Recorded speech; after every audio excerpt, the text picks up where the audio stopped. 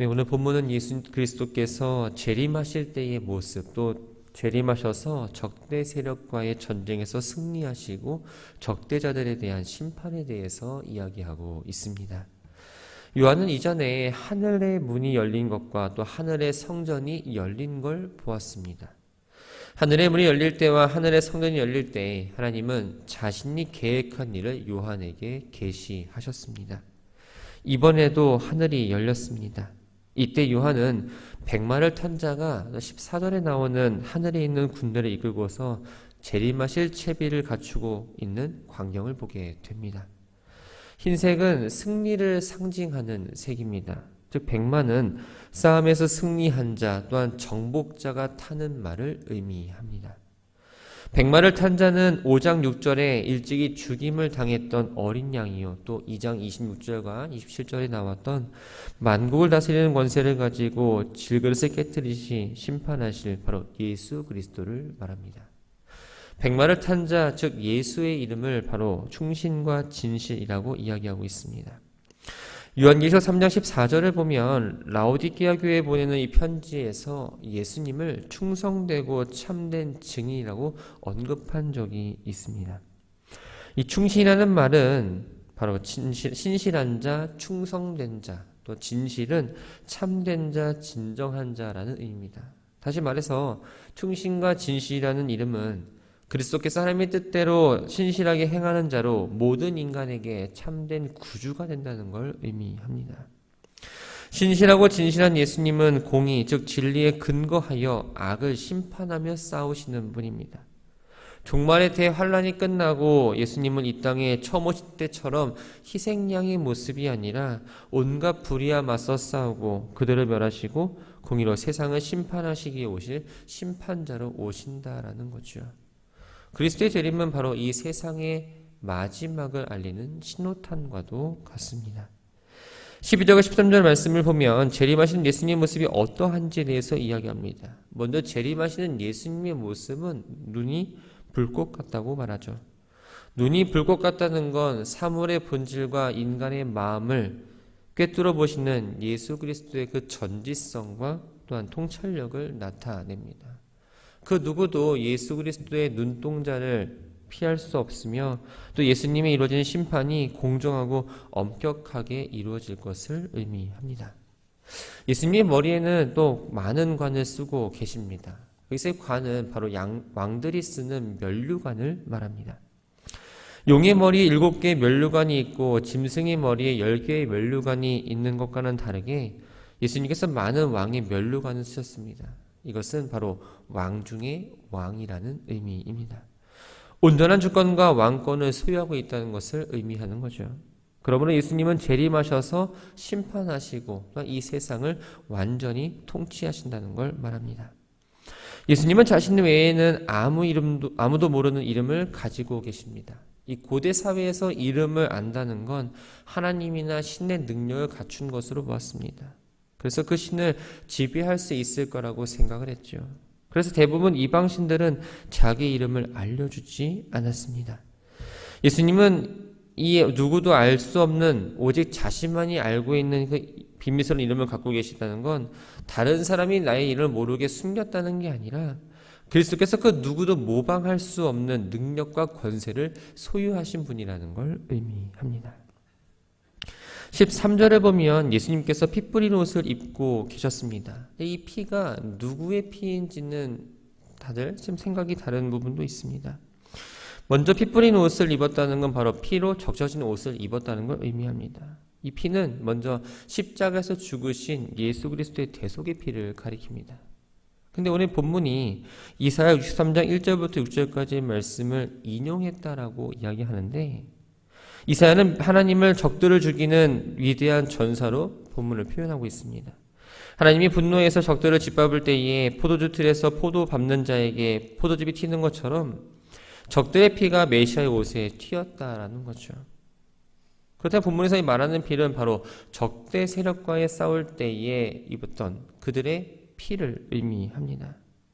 다시 말해 예수님께서 이 피 뿌린 옷을 입었다라는 건 15절에서 언급한 대로 이 포도주 틀을 밟으실 분으로 알려주고 있으며 이 적대 세력을 완전히 무너뜨리는 모습으로 오실 예수 그리스도, 또한 이 예수 그리스도의 그 대속의 피로 사단의 세력에 대한 승리를 의미합니다. 예수님의 또 다른 이름이 나옵니다. 예수님은 또 하나님의 말씀이라고 불립니다. 이 이름은 하늘에서 내려온 자, 또한 만유의 주, 교회의 머리와 같은 그리스도를 가리키는 여러 칭호 가운데의 하나입니다. 영원전부터 하나님께서 함께하신 그리스도께서 이제는 인류를 향한 하나님의 구원 계획을 구체적으로 이루어주실 분이라는 걸 의미합니다. 요한은 희고 깨끗한 세마포 옷을 입은 하늘의 군대들이 백마를 탄 그리스도의 뒤를 따르는 걸 보았습니다. 여기서 하늘의 군대는 누구일까요? 8절에서 빛나고 깨끗한 세마포 옷을 입은 어린 양이 안에 곧 구원받은 하나님의 백성들이 입었다라고 이야기합니다. 또 15절 6절을 보면 일곱 재앙을 가진 일곱 천사 역시 맑고 빛난 세마포 옷을 입은 것으로 이야기하고 있습니다. 또 마태복음 16장 27절을 보면 그리스도께서 천사들과 함께 재림하실 거라고 이야기하고 있죠. 이 모든 것을 종합해 보면 바로 하늘의 군대는 구원받은 하나님의 모든 백성과 바로 천사들의 연합군을 말합니다. 15절에 보면 예수님이 심판하시는 모습에 대해서 이야기하죠. 이 심판을 행하시는 예수님의 모습은 베들레헴 말구 위에서 아주 유약하게 태어난 아기의 모습이 아닙니다. 재림하실 때의 모습은 심판을 담당하시는 재판장의 모습과 또한 악의 세력과 싸워서 승리하시는 그 전사의 모습으로 등장하십니다. 먼저 예수님의 입에서 예리한 칼이 나와 그것으로 나라들을 치려 한다고 말합니다. 예리한 칼, 바로 대적자들을 심판하는 도구인 말씀을 의미합니다. 말씀을 통한 심판은 7교회를 향한 그 메시지에서 나타나는데 특히 버가모 교인들에게 회개하지 않으면 자신의 입의 검으로 심판하실 걸 약속하셨습니다. 예수님은 말씀을 통해서 세상을 창조하시고 또한 세상을 다스리실 뿐만 아니라 그 마지막 날에는 말씀으로 세상을 정확하고 엄격하게 심판하신다는 겁니다. 예수님은 철장으로 또 만국을 다스리십니다. 이 철장이라는 건 바로 철막대기를 말합니다. 철장으로 다스린다는 건 그리스도께서 짐승과 그의 추종자들은 물론이고 온 세상을 지배하는 절대적인 권력을 가졌다는 걸 말합니다. 질그릇을 깨뜨리고 강력하고 확고하게 대적들을 멸망에 이르게 하는 그 심판을 행하시는 분으로 소개하고 있습니다. 또한 예수님은 맹렬한 진노의 틀을 짓밟으십니다. 이 포도틀은 포도 열매를 넣고서 발로 밟거나 앞잡기로 눌러서 포도즙을 짜내는 도구입니다. 포도를 포도주 틀에 넣고 짜는 것처럼 짐승을 비롯한 모든 대적자들을 완전하게 파멸시키고 극렬한 심판이 이루어질 것을 표현하고 있는 거죠. 이처럼 예수님의 심판은 바로 악인들에게는 아주 철저하고도 강력하게 이루어질 거라는 걸 이야기하고 있습니다. 예수님은 11절에서는 충신과 진실로 또한 12절에서는 자기 외에는 아무도 알 수 없는 이름을 가지고 계신다고 말했습니다. 13절에서는 예수님의 이름을 하나님 말씀이라고 칭하기도 했는데 또다시 16절을 보면 예수님의 이름이 옷에 또한 다리에 적혀 있다라고 이야기합니다. 옷과 다리에 뭔가 써 있다는 걸 쉽게 이해하려면 사람들이 승마를 할 때 입는 승마복을 생각하시면 됩니다. 이 승마복은 외투와 다리를 덮는 덮개로 이루어져 있습니다. 예수님은 지금 말을 타셨다고 이야기하는데 그것을 승마복을 입었다가 가정해 보면 외투와 다리 덮개에 누구든지 만왕의 왕 또 만주의 주라는 그 이름이 적혀 있었던 겁니다. 이것은 짐승의 몸에는 하나님을 모독하는 이름을 가득했던 것과는 다르게 그리스도의 몸에는 바로 하나님의 칭호이면서 동시에 자신의 칭호가 적혀 있음을 보여줍니다. 만왕의 왕 또한 만주의 주는 구약 성경에서 하나님의 칭호로서 마지막 때의 대적자들을 파멸시키고 온 세상을 지배하고 통치하시는 바로 그리스도의 절대적인 권력을 의미합니다. 17절부터 21절까지의 말씀은 그리스도의 군대와 짐승의 군대가 싸워 짐승의 군대가 멸망당하는 이야기입니다.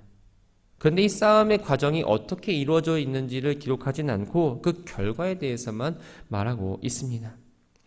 요한은 한 천사가 태양 안에 서서 공중의 모든 새를 향해 하나님의 큰 잔치에 초대하는 소리를 들었습니다. 여기서 하나님의 큰 잔치란 앞서 언급했던 어린 양의 혼인잔치는 아닙니다.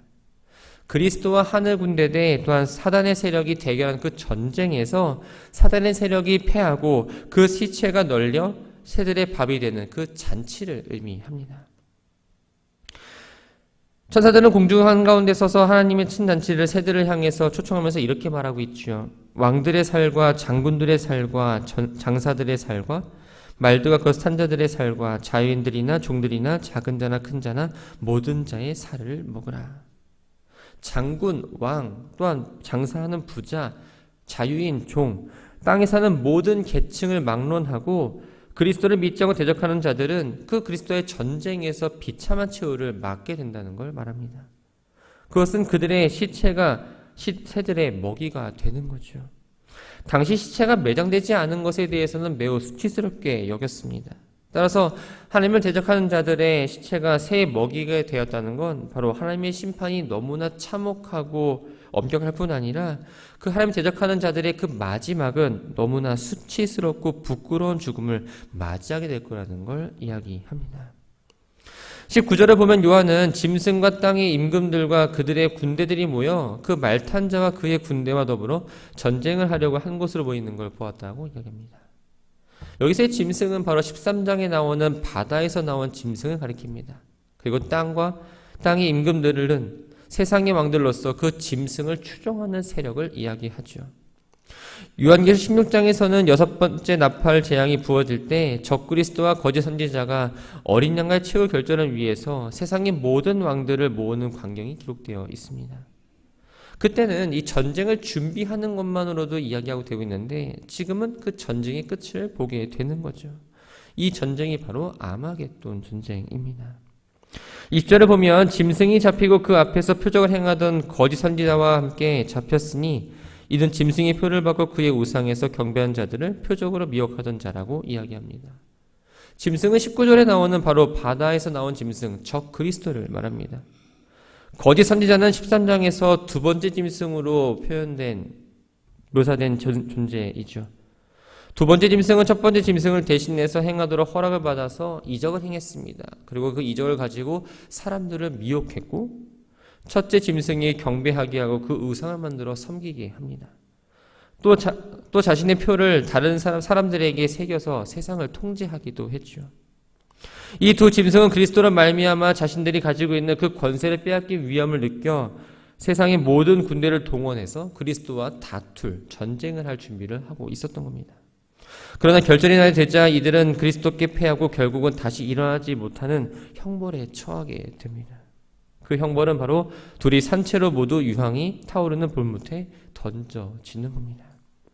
유황불 붙는 못은 바로 지옥을 가리킵니다. 이 성경에서의 지옥은 종종 영원히 꺼지지 않는 불이 타고 있는 곳으로 묘사가 되고 있으며 유황불은 종종 하나님의 심판의 도구로 등장합니다.